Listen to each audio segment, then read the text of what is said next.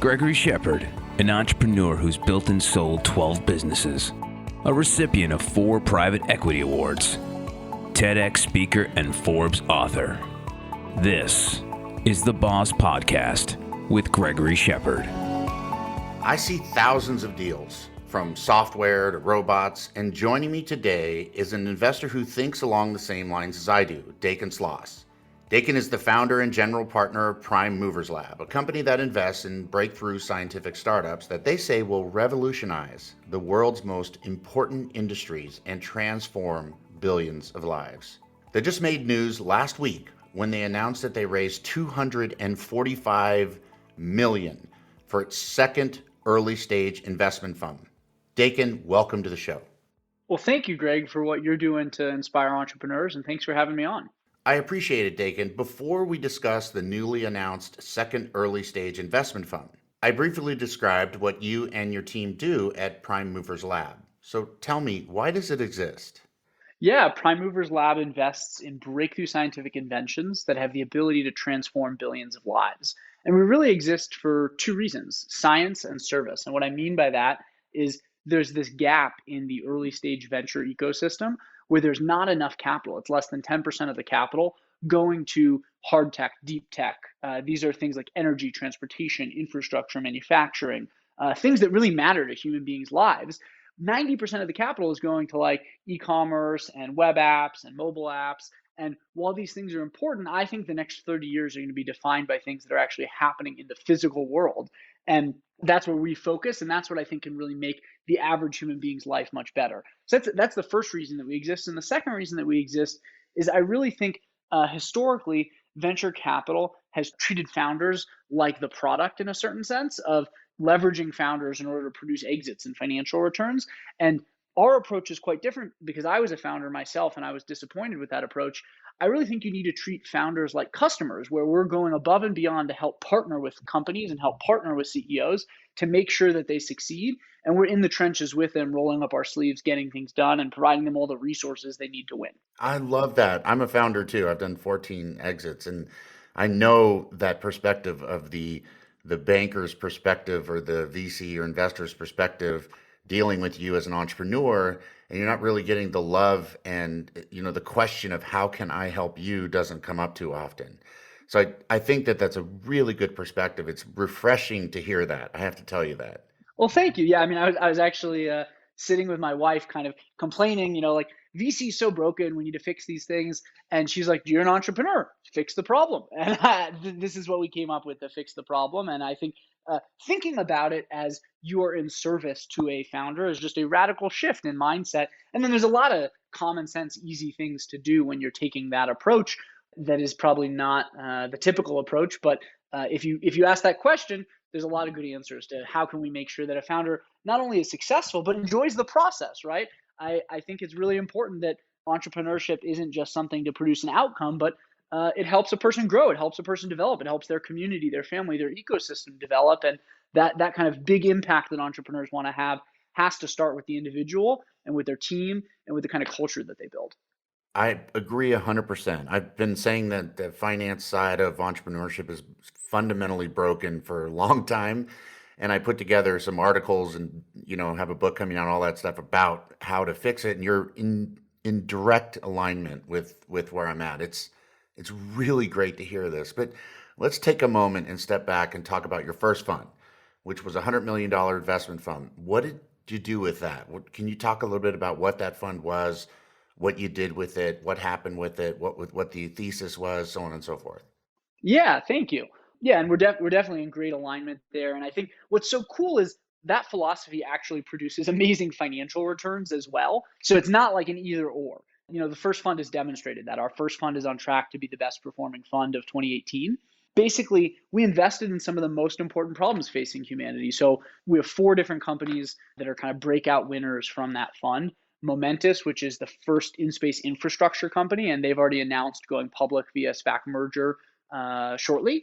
And they're basically making space a place that entrepreneurship can happen, which has huge implications for us down here on Earth in terms of communications, imaging, security.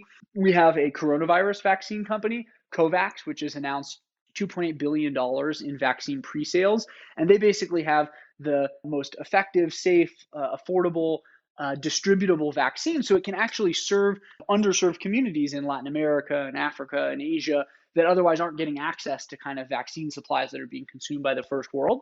We've got Heliogen, which recently announced a $40 million DOE grant to support their mission of converting much of the energy industry to solar heat, particularly for industrial applications. And this is a company that literally has the ability to change an $8 trillion industry and make it possible to produce abundant energy without any of the side effects of fossil fuels. And then we've got Upward Farms, which is feeding the planet using aquaponics. So they're doing indoor vertical farming in a way that's quite differentiated from any of the other players because they cultivate the natural ecosystem. They're using fish farming as well. And so these are just kind of some examples of the companies there. But in whole, we went after big problems that we thought could really make human beings' lives better. And as a result, that fund is marked up quite a bit. And by the end of this year, we're going to be sending quite a bit of money back to LPs from the exits that are happening from a couple different companies going public. That's amazing. I got to tell you that space perspective, which is the ability to fly into space and look down at the Earth, I signed up for that a long time ago. You didn't even mention that, but that's like, to me, the coolest one you have. Well, thank you. Yeah, that's one of our early Fund 2 investments out of this fund that we just announced. I'll have to follow up with you after this. We're just starting to do kind of official ticket sales there, so Please we'll get do. you on the list. So I have all of the investors that are in our fund, we all have registered. We're all excited to go as soon as possible. And then you also have another really cool, the Idea Lab Studio. So you have your own incubator. Can you talk about that a little bit? Yeah, so just to clarify there, so Bill Gross, who's built and exited $7 billion companies, he's the most successful startup founder in history. Nobody else has done that, $7 billion companies from scratch. He's the CEO of Heliogen, which I mentioned, one of our Fund 1 investments. He's also the CEO of Carbon Capture, one of our Fund 2 investments that's working on direct air capture for CO2 from the atmosphere. He runs Idea Lab Studio, that's his incubator. And he's built, and he has an amazing track record. He's built 140 companies that have successfully exited, and he's got, I think, I'm going to get the statistics wrong, but it's his incubator, and then we're a partner in that. We're an investor in that, and we've backed him in a number of his companies. I mentioned two, also an Energy Vault, his energy storage company. That's incredible. I mean, you are a rock star. So let's talk a little bit about this $245 million second early stage investment fund. What do you hope to accomplish with this fund? And is it in line with your greater thesis or just a continuation of it or in a different direction? Yeah, I mean, in a certain sense, 3 years ago when I started Prime Movers Lab and raised our first fund, people thought I was kind of crazy going after all these, what people would call moonshot ideas. It turns out that maybe I wasn't quite so crazy, or crazy in a good way that could actually produce results. So this fund is really just recognizing that the opportunity is much larger than what we were able to capitalize on with our first $100 million fund. This is where the world's going. The most important problems we face as humanity and as a civilization are how are we going to get abundant clean energy? How are we going to move people around both on land, in sea, in flying?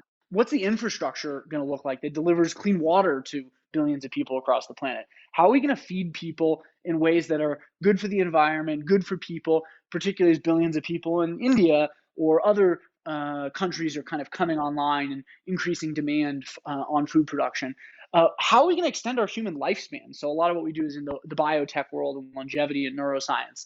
Those are all the areas that we're investing in with the second fund. So it's the same thesis as Fund 1. It's just allowing us now to do more companies. So whereas in Fund 1 we had 15 companies, we'll do 30 companies in Fund 2. And I've been really fortunate that some of the folks who were venture partners with us in Fund 1 have joined as full general partners in Fund 2. So one of my partners is Suzanne Fletcher, who used to run the Stanford StartX Fund, was basically running the Stanford startup ecosystem, worked with hundreds of entrepreneurs there. Brandon Simmons, who worked with me on a couple of my previous companies. Anton Brevdi, who was a CEO of Aceta, a YC company working on industrial equipment. And Caleb Bell, who has a lot of biotech experience, has built some companies and been a venture investor in that ecosystem.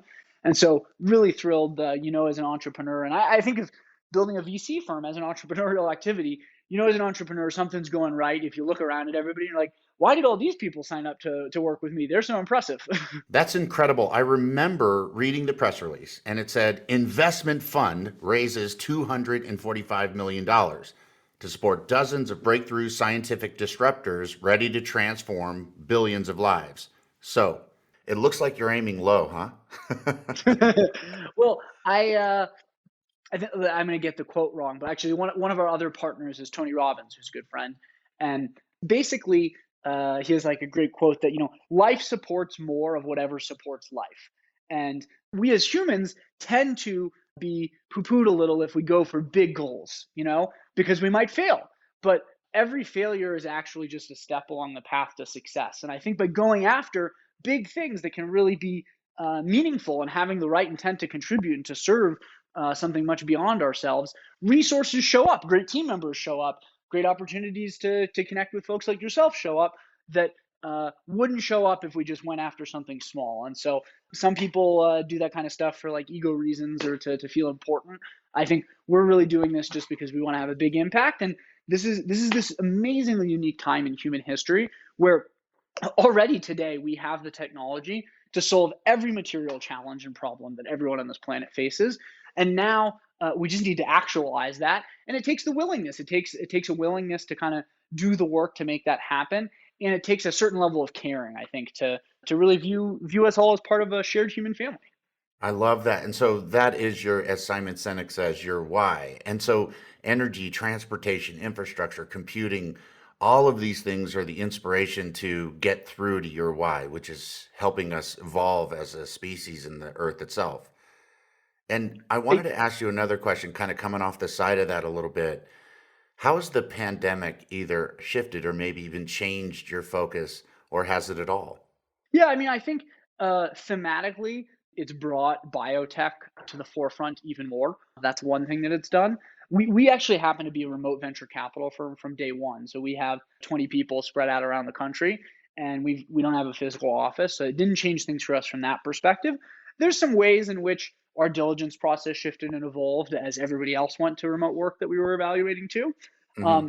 But thematically, I think you've seen this big uptick in investing in healthcare and biotech that we're definitely continuing to participate in.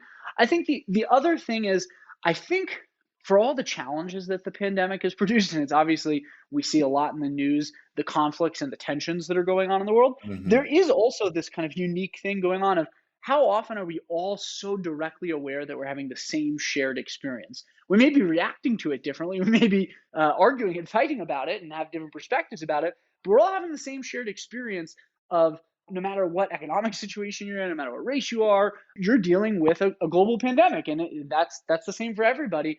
That opportunity, I think, has brought even more focus to the kind of mission that we're on of how Hmm. can we get together and solve really big problems together. And I think it's helped us build some momentum for that mission and for that vision. It's certainly obviously helped us in terms of being able to attract more capital. And then I think the other theme that the pandemic has kind of brought about with all of the stimulus capital that's gone on is you've seen a lot more demand in the public markets for growth investment opportunities, which is part of why we're getting some really phenomenal exits here for our companies in that economic climate. That's so cool. All right, Dakin, hang on for one moment. We have to stop right there. But coming up in my chat with Dakin Sloss, the founder and general partner of Prime Movers Lab, Dakin talks about the importance of being founder friendly. People get too caught up in the role of investor and founder. Who cares? We have a business, we have a mission we want to achieve. Let's do it together. What do you need? What do I need to do? Let's make it happen. Learn more about the Boss Business Operating Support System at bossstartupscience.com, or you can reach Gregory Shepard at gregoryshepard.com. This has been a production of Forbes Books.